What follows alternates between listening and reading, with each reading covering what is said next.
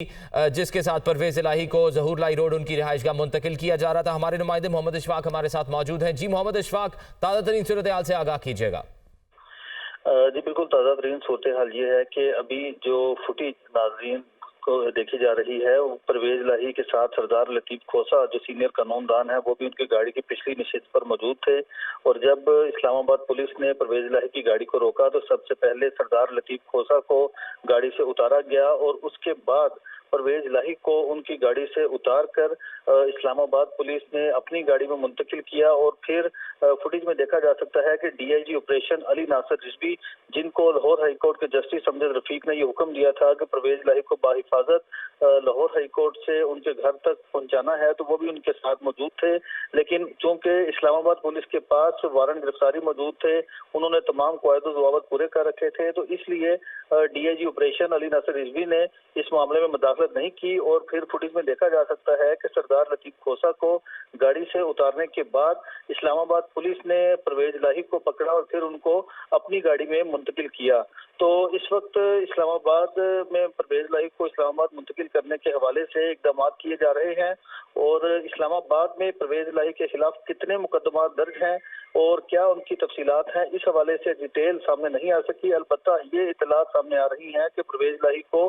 3 MPO के तहत Islamabad police ने गिरफ्तार किया है। जबकि लाहौर हाईकोर्ट के जस्टिस अमजद रफीक ने जब ये हुक्म जारी किया कि परवेज इलाही को किसी भी मुकदमे में गिरफ्तार ना किया जाए, तो इस मौके पर सरदार लतीफ़ खोसा एडवोकेट ने ये कहा कि हमें इतलात ये हैं कि परवेज इलाही को दोबारा नजरबंद किया जा रहा है। तो उसके बाद जस्टिस अमजद रफीक ने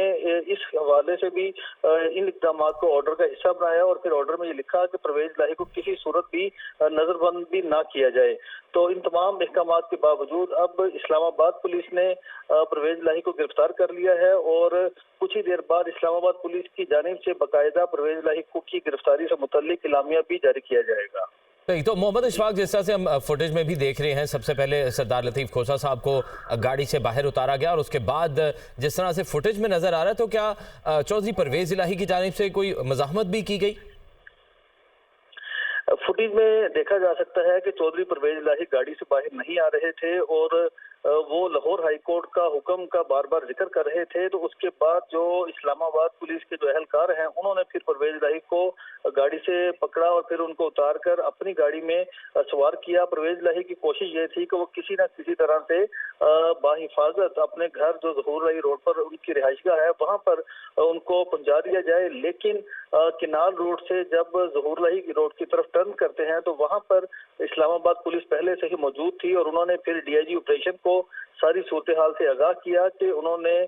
परवेज इलाही को गिरफ्तार करना है और इससे मुतल्लिक तमाम कायदे ज़वाबित पूरे किए हैं। तो उसके बाद फिर गाड़ियां रोक दी गईं और फिर जब परवेज इलाही को गिरफ्तार करने के लिए पुलिस अहलकारों ने गाड़ी का दरवाजा खोला, तो पिछली नशिस्त पर परवेज इलाही के साथ सरदार लतीफ़ खोसा एडवोकेट मौजूद थे। तो इस मौके पर पुलिस एहलकारों ने सरदार लतीफ़ खोसा को दरख्वास्त की कि बराए मेहरबानी आप गाड़ी से नीचे आ जाएं, हमने कानून के मुताबिक इक़दाम करने हैं। तो इस मौके पर सरदार लतीफ़ खोसा ने मज़ाहमत नहीं की और कानूनी इक़दाम में रुकावट का हिस्सा नहीं बने और वो आराम से जब नीचे उतरे, तो उसके बाद परवेज इलाही गाड़ी से नीचे नहीं उतर रहे थे। वो बार बार लाहौर हाईकोर्ट के हुक्म का जिक्र कर रहे थे। तो फिर उनको बताया गया कि ये इस्लामाबाद पुलिस है, लाहौर हाईकोर्ट का हुक्म पंजाब पुलिस के हवाले से था, ये इस्लामाबाद पुलिस ने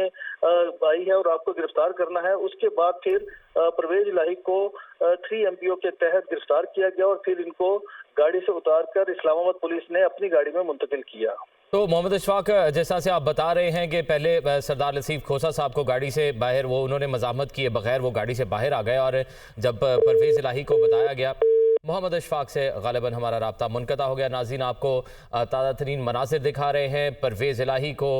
जब गाड़ी से निकाल कर इस्लामाबाद पुलिस ने अपनी गाड़ी में मुंतकिल किया, तो कुछ इस किस्म के मनाज़िर थे। जब गाड़ी टर्न लेने लगी थी केनाल रोड से ज़हूर लाई रोड की जानिब, तो वहाँ पर गाड़ी को रोका गया। तो सबसे पहले उनके वकील सरदार लतीफ़ खोसा साहब को दरख्वास्त की गई कि गाड़ी से बाहर आए और वो बिना मज़ाहमत के बाहर आ गए। लेकिन परवेज़ इलाही को जब गाड़ी में से निकालने की कोशिश की गई, तो वो बार बार लाहौर हाई कोर्ट के ऑर्डर का जो है वो बार बार हवाला दे रहे थे और उसके बाद उनको वहाँ से इस्लामाबाद पुलिस ने गिरफ्तार किया और इस्लामाबाद की जानिब रवा दवा हो गए। हमारे नुमाइंदा खसूसी लियाकत अंसारी हमारे साथ मौजूद हैं। लियाकत अंसारी, ताज़ा तरीन सूरत हाल से आगाह कीजिएगा। ताज़ा तरीन सूरत हाल यही है कि जो चोई परवेज़ लाई हैं उनकी इस्लामाबाद की तरफ रवानगी का सिलसिला जो है वो जारी है। और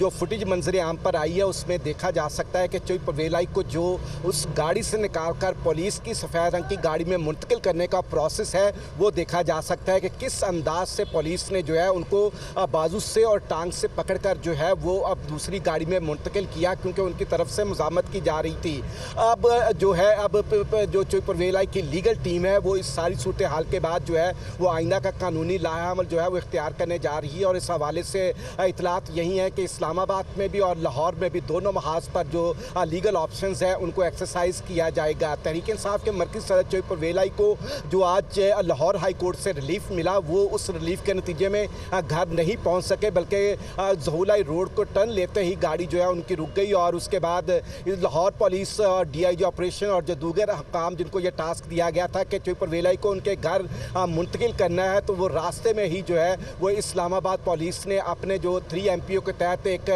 दस्तावेज उनके पास थी जो कि कानूनी तौर पर तकाजा था कि उसके तहत चोई परवेज़ लाई को तहवील में लिया जाए, तो उन्होंने इस प्रोसेस को जो है वो मुकम्मल किया है। बहरहाल इस हवाले से तहरीक इंसाफ के जो सदर हैं उनकी मुश्किलात जो है वो काफ़ी दफ़ा उन्हें अदालतों से रिलीफ मिला, उनके 2 केसेस डिस्चार्ज भी हुए अदलिया से, लेकिन उनके खिलाफ कुछ ना कुछ कोई ऐसे केसेस सामने आ रहे हैं जिसके नतीजे में उनको मज़ीद गिरफ्तारी का या नज़रबंदी का सामना करना पड़ रहा है। पहले भी वो एक 30 दिन की नज़रबंदी जो है वो मुकम्मल कर चुके हैं, जबकि उनके खिलाफ नैब के केसेस के अलावा मुबैना तौर पर जो है मुख्तलिफ तरक्याती मनसूबों में किकबैक्स के केस हैं उनका भी उनको सामना है। और उसके बाद अब ये 3 MPO के तहत जो नज़रबंदी है इस हवाले से भी जो है वो बज़ाहिर तो डिप्टी कमिश्नर जो है वो 3 MPO के तहत नज़रबंदी करते हुए यही मौक़िफ़ इख्तियार करते हैं कि नक्शे अमन आमा का ख़तरा है, इसलिए उनको हिफाजती तहवील में लिया जा रहा है। लेकिन मुमकिन है कि इस्लामाबाद पहुंचने के बाद उन्हें किसी और मुकदमे में भी उनके खिलाफ या FIR सामने आए, ये तो अभी